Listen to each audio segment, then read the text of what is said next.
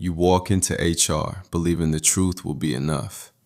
You lay out the meetings, the write-ups that appeared out of nowhere, the manager who is warm in public and cold the second the door closes, and HR nods, says, "We hear you," and writes almost nothing down. Weeks later, your manager somehow knows you complained, your schedule is worse, and there is a word floating around about you. Difficult. Not a team player. Here's the brutal part. You did not fail because your story was weak. You failed because you handed HR pain, and pain is the one thing a company is built to absorb. You and HR were in the same room speaking two different languages, you in feelings, them in liability. While you described how it felt, a trained HR person was calculating what it could cost, sorting every sentence into boxes. Policy breach, legal exposure, a manager who created a problem, an inconsistency that could harden into a pattern. You came in to be understood. They were deciding whether you are a problem they can close or a file they have to keep. HR does not respond to suffering. It responds to exposure. So start with a single phrase that changes the temperature of the room. I would like this documented as a formal complaint. Most people never say it. They walk in and open with, "I just wanted to tell someone what's been going on." And the moment that sentence leaves your mouth, you have handed them the escape hatch. Because here is the fatal mistake almost every employee makes. They think a conversation is a record. It is not. A conversation evaporates. A conversation gets misremembered. A conversation gets reframed 3 months later as, "The employee seemed frustrated but did not request any action." You think you reported something. On paper, you vented. The phrase formal complaint removes that exit. It drags the conversation onto the record with your name and the date attached. So say it flat. I am raising this as a formal workplace concern, and I would like it documented as such. If you leave them the option to file your pain as casual venting, a certain number of them will take that option every single time, and you will never know they did. A complaint without dates is a story. A complaint with dates is a record. Then stop describing moments and start describing patterns. One incident is the easiest thing in the world to bury. Your manager calls it a bad day, a misunderstanding, a one-off, and it dies right there. A pattern is much harder to kill. So instead of, "My boss keeps embarrassing me," you say, "I am documenting repeated public criticism in team meetings that has not been applied to others in similar situations." Hear the difference. The first one is a feeling. The second one is an exhibit. Repeated public criticism, exclusion from meetings you used to sit in, sudden changes to your schedule, discipline that lands on you and gets waved through for the person at the next desk. A feeling can be dodged. Dates are much harder to dodge. And this is where most employees lose before they begin. They think the strongest thing they can do is walk in sounding angry. It is not. The strongest thing you can do is walk in sounding boring, specific, calm, and impossible to misquote. Your anger may be completely justified, but your documentation is the only part of it the company is actually required to handle. Stop trying to sound hurt enough to be believed. Start sounding precise enough to be investigated. Now take the most common workplace wound and translate it. Favoritism. Everybody feels it, and almost nobody knows how to report it.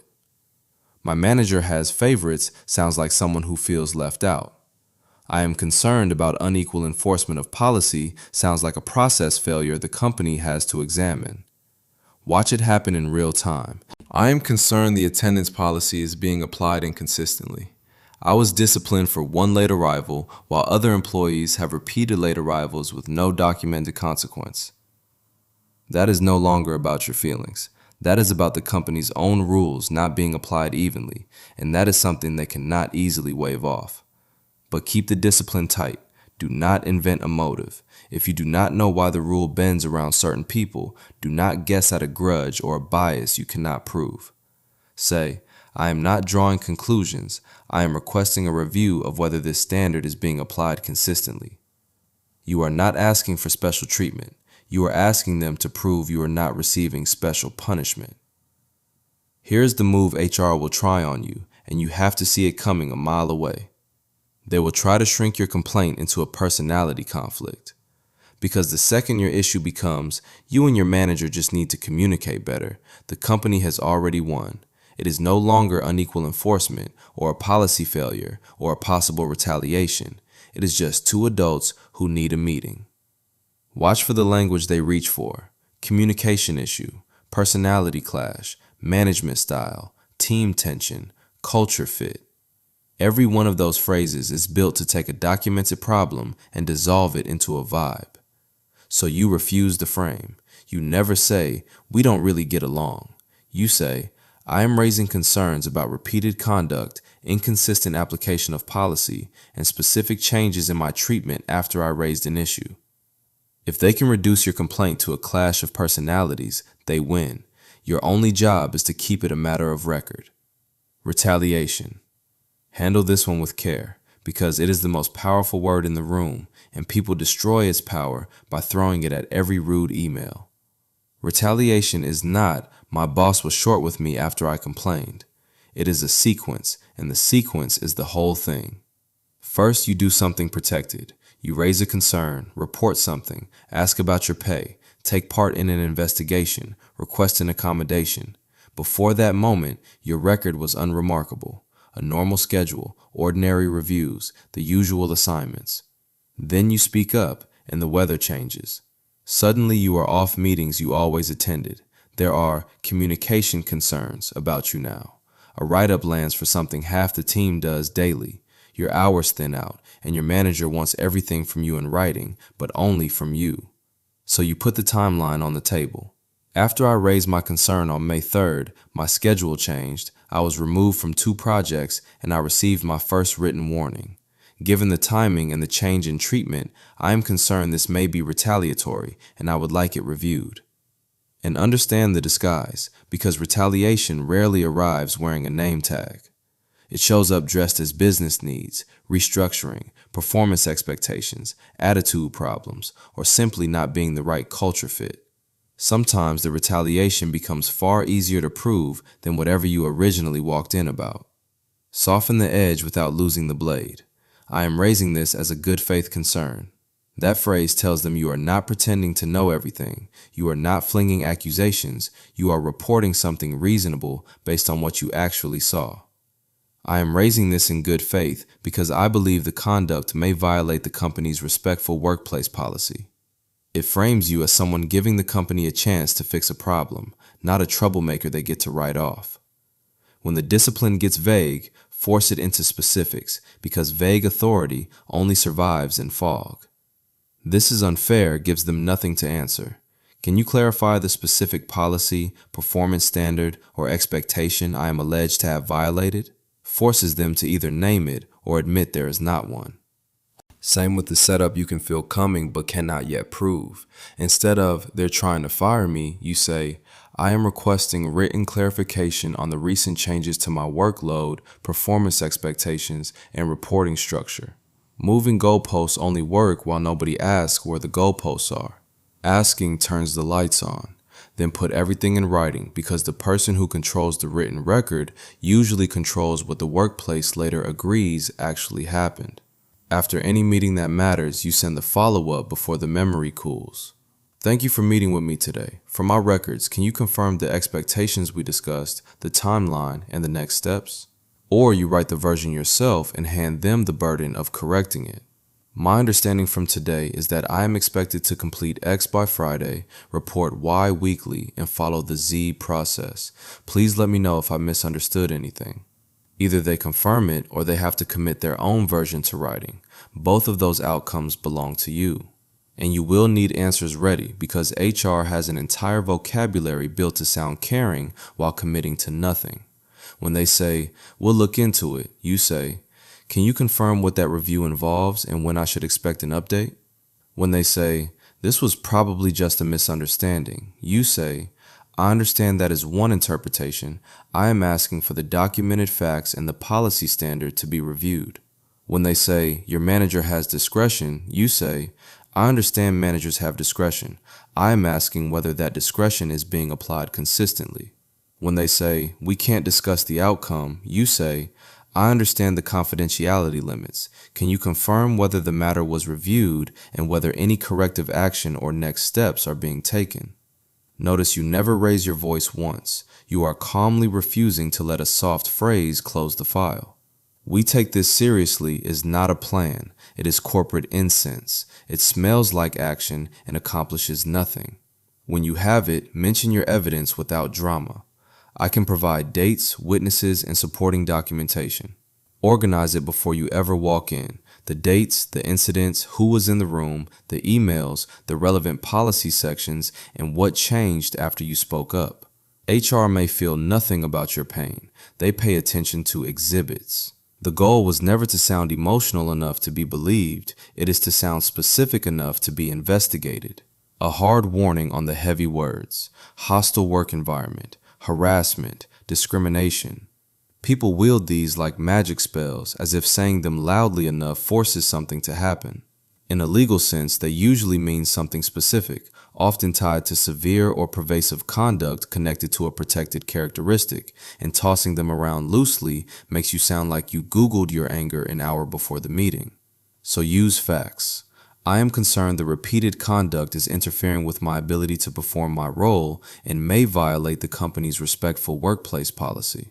If a protected characteristic genuinely is involved, something like race, sex, pregnancy, disability, age, religion, or national origin, then say so directly. I am concerned this treatment may be connected to my and I would like it reviewed, but only when the facts actually support it. Careless legal language makes you dismissible. Careful factual language makes you a problem they have to address. And to be clear about what this actually is, this is not legal advice. It is workplace communication strategy. If your situation carries serious legal risk, get proper guidance from someone qualified to give it. Everything here is about how you talk to HR so that what you say gets recorded instead of dismissed. And while we are on dangerous moves, do not walk into HR threatening a lawsuit to feel powerful. If you genuinely believe you have legal grounds, the move is to get real legal advice, not to announce it across the desk. Because the second you threaten to sue, two things happen. The company gets defensive and everything you say starts routing through their lawyers instead of toward a fix. Reckless threats do not make you look strong. They make you easy to label as hostile, unstable, or acting in bad faith, which is exactly the story they would prefer to tell about you anyway. Fix this or I'll sue is a gift to the other side. I am requesting a review, written confirmation of next steps, and clarification of the policy being applied, is the version they actually have to deal with. 2 more lanes a company cannot wave away because they leave hard evidence behind: money and safety. A wage and hour concern covers more than people think. Working off the clock, unpaid overtime, required setup before you clock in, and required cleanup after you clock out. Answering messages at night for free. Being told not to record certain time. Timesheets that get edited after the fact. Meal breaks that exist on paper and never in real life. You raise it plainly. I have been instructed to complete tasks after clocking out, and I would like clarification on how that time should be recorded. Safety is the other lane. Unsafe staffing levels, threats from customers or clients with no support behind you, missing protective equipment, faulty equipment nobody will repair, being told to perform a task you were never trained for, incident reports that get filed and ignored. Payroll records and safety reports are not moods. They are exposure with a paper trail attached. And that is the kind of thing that gets attention fast. There is also one sentence you lay down before anything goes wrong. I am raising this in good faith and trust there will be no retaliation for doing so. It accuses no one. It simply marks the date and lets them know you understand how a timeline reads later. You are not threatening anybody. You are showing them you understand timelines. And timelines are where retaliation cases begin to breathe. So strip out every sentence that gets you ignored and swap it for one that gets you on the record. My boss is toxic becomes, I am documenting repeated conduct that is interfering with my ability to do my job. They're setting me up becomes, I am requesting written clarification on the expectations,